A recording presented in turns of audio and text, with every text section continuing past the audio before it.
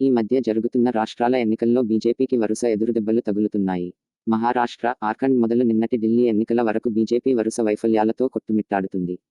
దేశ ప్రజలంతా కేంద్రంలో బీజేపీ సర్కార్ ఏర్పాటును ముక్తకంఠంతో కోరుకుంటున్నప్పటికీ, రాష్ట్రాల విషయానికి వచ్చేసరికి మాత్రం ప్రజలు బీజేపీయేతర ప్రభుత్వాల ఏర్పాటుకు మొగ్గు చూపెడుతున్నారు.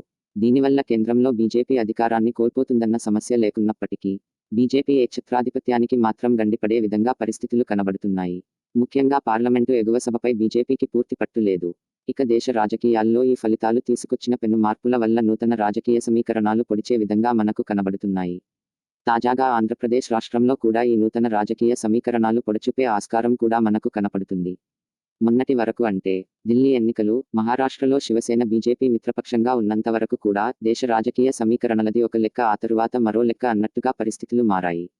ఆంధ్రప్రదేశ్ రాష్ట్రాన్ని గనుక తీసుకుంటే మొన్నటి వరకు కూడా బీజేపీకి టీడీపీ దగ్గరైంది, జనసేన కూడా అదే బాట పట్టింది. కాబట్టి టీడీపీ, బీజేపీ, జనసేనలు కలిశాయని, ఈ మూడు పార్టీలు కలిసి వచ్చే ఎన్నికల్లో పోటీకి దిగుతాయని అంతా భావించారు. కాకపోతే ఇప్పుడు పరిస్థితులు చూస్తుంటే మాత్రం రాజకీయ సమీకరణాలు ఎంత వేగంగా మారతాయి మనకు అర్థమవుతుంది.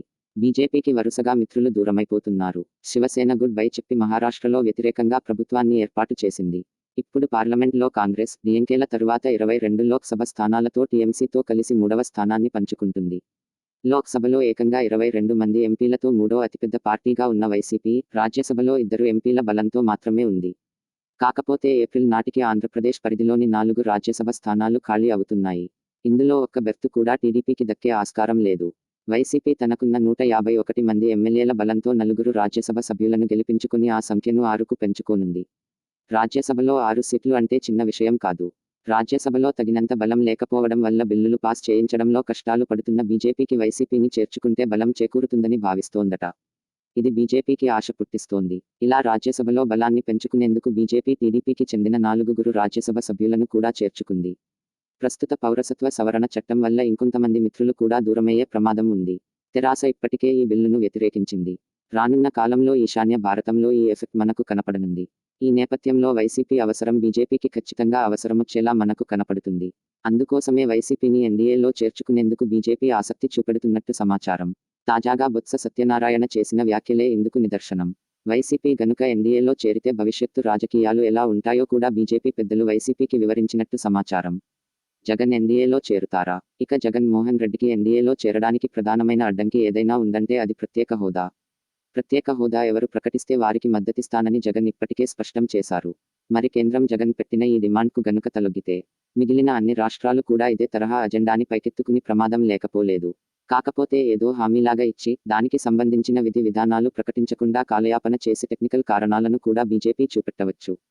కాకపోతే ఇలా ప్రకటన వచ్చిన వెంటనే బీహార్, ఒరిస్సా లాంటి రాష్ట్రాలు వెంటనే పెద్ద ఎత్తున ఉద్యమాలు లేవనెత్తుతాయి. కాకపోతే సిద్ధాంతపరంగా అత్యంత సన్నిహితమైన శివసేన పార్టీయే ఎన్డీఏ నుంచి బయటకు వెళ్లిపోయిన తరుణంలో వైసీపీ బయట నుంచి మద్దతు ఇస్తున్నప్పటికీ దానిని కన్ఫర్మ్ చేయాలంటే వైసీపీని భాగస్వామిగా చేసుకోవాలని బీజేపీ భావిస్తోంది. ఇన్ని ఈక్వేషన్స్ నేపథ్యంలో జగన్ బీజేపీ ఒత్తిడికి తలొగ్గి ఎన్డీఏలో చేరతారా లేదా తనకు అత్యంత లాభదాయకమైన బయట నుంచి మద్దతు ఇచ్చే పద్ధతినే కొనసాగిస్తారా అనేది ఆసక్తికరంగా మారిందని అందరూ అనుకుంటున్న తరుణంలో ఇలా బొత్స వ్యాఖ్యలు చేయడం మరిన్ని ఊహాగానాలకు తెరలేపుతుంది. ఈ పరిస్థితుల్లో బీజేపీ ఆ సాహసం చేస్తుందేమో చూడాలి.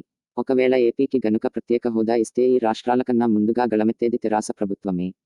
ఎందుకంటే ఆంధ్రప్రదేశ్ రాష్ట్రానికి ప్రత్యేక హోదా ఇస్తే పరిశ్రమలకు అక్కడ పన్ను మినహాయింపులు ఉంటాయి కాబట్టి అక్కడికి తరలి వెళ్లే ఆస్కారం ఉంటుంది. ఈ నేపథ్యంలో తెలంగాణ రాష్ట్రం మిన్నకుండి కూర్చోదు. అందున బీజేపీతో నేరుగా తలపడడానికి సిద్ధమవుతున్న తరుణంలో ఈ అందివచ్చిన అవకాశాన్ని ఎట్టి పరిస్థితుల్లోనూ వదులుకోదు.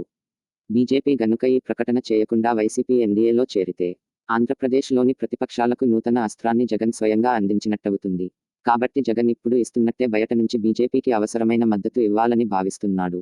దానితో పాటు తనపై ఉన్న కేసులకు కూడా ఒక శాశ్వత పరిష్కారం దొరకాలంటే బీజేపీతో సఖ్యతగా ఉండడం మంచిదనే భావనలో జగన్ ఉన్నట్టు మనకు కనపడుతుంది. బీజేపీతో పవన్ కళ్యాణ్ పొత్తు, చంద్రబాబును వెనక్కి నెట్టి తాను